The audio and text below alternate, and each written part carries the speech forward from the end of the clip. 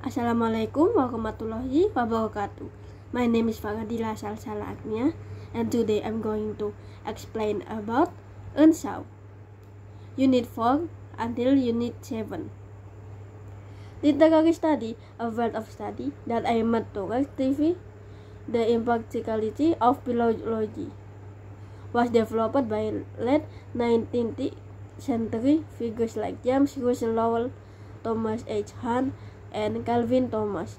Lowell's metaphor of words representing the literary and linguistic past and blossom as the creation of new writing emphasized the importance of connoisseurship and the pragmatics of inspiring new literature. The field of literary study was bifurcated from its inception, with Stanford University establishing a Department of English. Creative writing emerged as an academic subject to address the impracticality of philology, with classes taught at Harvard College, focusing on practice, aesthetics, personal observation, and creativity. But creative writing had become institutionalized within the academy, and postgraduate degrees were offered by several American universities.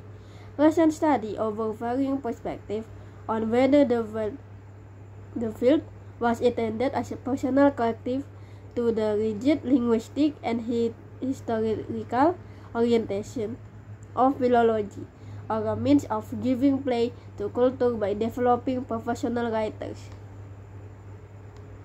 Lucy Bowles, a TV producer, was asked about the South Sea series by Disney Studio Vice President Herbert F. Solow, unaware of the show, mistakenly thought it was about USO performers entertaining troops in the South Sea during the war. The show was called Star Trek, a term she had never heard of before. This anecdote highlights the importance of understanding genres and how they develop. Using the novel as an example, genre is a French word meaning kind and has been used in English since the early 19th century to refer to a form, type, or variety of literature or art. Old Style English exam often required study to answer on poetry, drama, and fiction, with literary genres defined by whether they were written in verse, dramatic form, or narrative prose. This simple with modern version of an older three-way definition dating back to class time consists of lyric, drama, and epic forms. Gomez, a revolutionary in the Spanish Civil War, visits the Museum of Modern Art in New York. He is given a job as an art critic and is assigned to write a piece on Mondrian.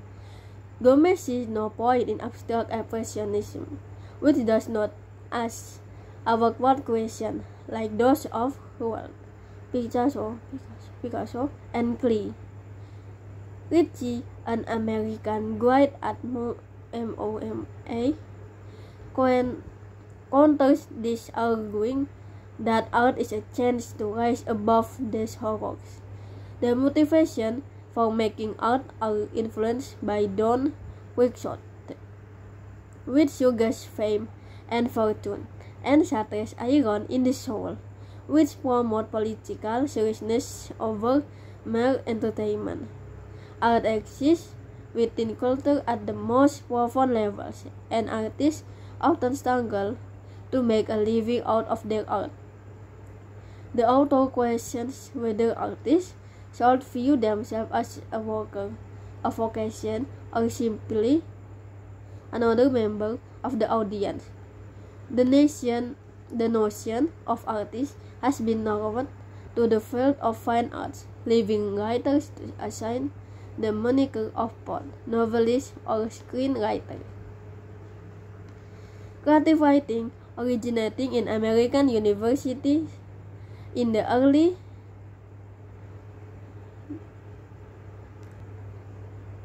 20th century, has experienced international expansion since the 1990. Despite skepticism about its pedagogical value and academic rigor, creative writing has become an object of scholarly inquiry and a distinct field of academic research.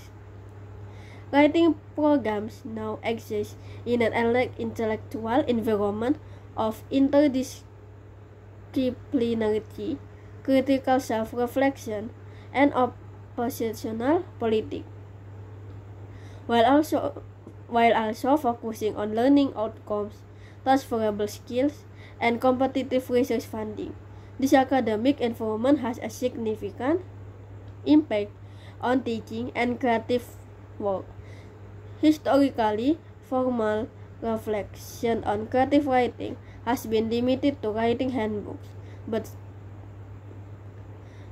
there has been a massive increase in scholarly material written about the pedagogical strategies and institutional location of writing programs.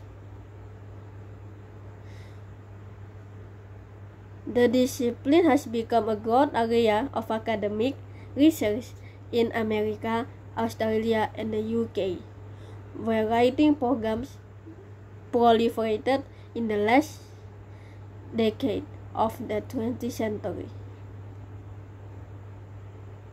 Thank you for listening.